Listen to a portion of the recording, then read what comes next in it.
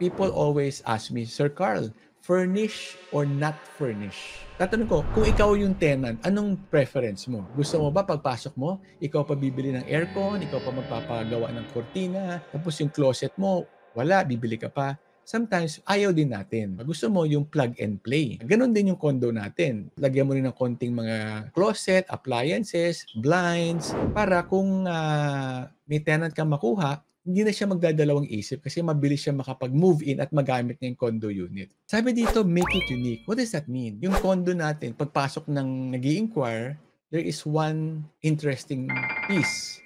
It can be a big TV na may magandang sound system. Or meron kang balcony, pwedeng pang-exercise. You can call it my yoga and meditation area. You want the tenant to feel na, wow, winner tong unit na to kasi may something unique.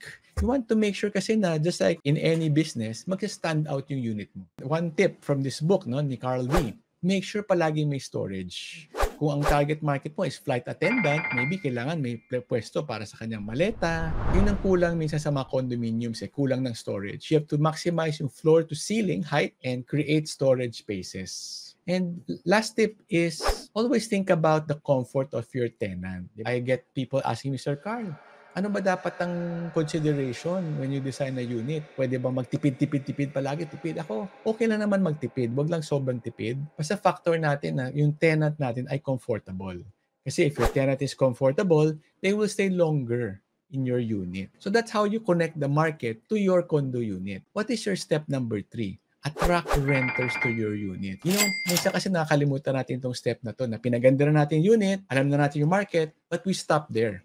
Nakalimutan natin na kailangan natin i-advertise pala yung property natin. How do you do it? Number 1, take beautiful photos. Ngayon, mas madali na ngayon. Gandahan nyo yung angle, tanggalin yung mga kalat, make sure make it nice, di ba? And how do you advertise that? Before, you would use newspaper, traditional media, di ba?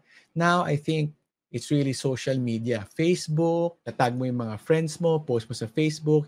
Just spread the word. Spread the word so you can attract renters to your unit. So ano bang ibig sabihin ng knowing your market? Kunyari, malapit yung condominium mo sa BGC or sa Makati. So this is what they call the Central Business District. Pag ang property naman natin ay malapit sa mga business district, ang target market natin ay yung mga nag-work doon. So maraming levels yan. It can be the workers. Pwede ang sweldo nila is 20,000, 30,000, 40,000, or pwede rin middle manager, 60,000, 70,000. What is the target market of your property? Alamin mo kung ano yung income potential nila, income salary, and what is their housing budget. If your target market is a working class, maimportante talaga yung public transport. It can be FX, it can be MRT, it can be a bus. Isipin mo, ay, itong property ko napakaganda kasi malapit sa school na to at yung parent, one ride away, nasa Makati na siya. So yun yung target market ko.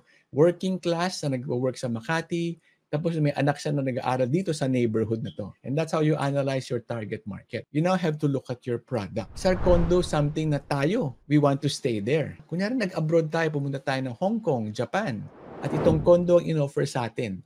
Nagiging happy ba tayo sa itsura niya, quality of the beddings and the curtains, kompleto ba yung amenities?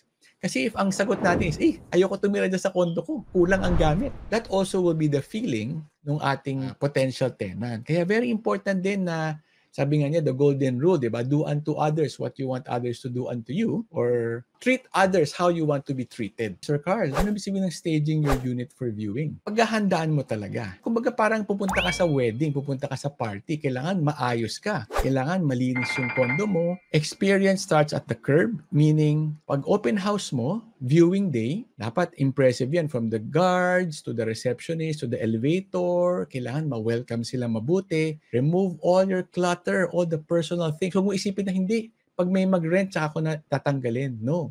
You remove it na para impressive ang viewing natin. And of course, if it's a morning viewing, open the aircon. Huwag ka na muna magtitipid, di ba? You're here to impress your tenant. Play some nice soft music, mag-brew ka ng coffee para mabango, and that's how you create an impressive viewing.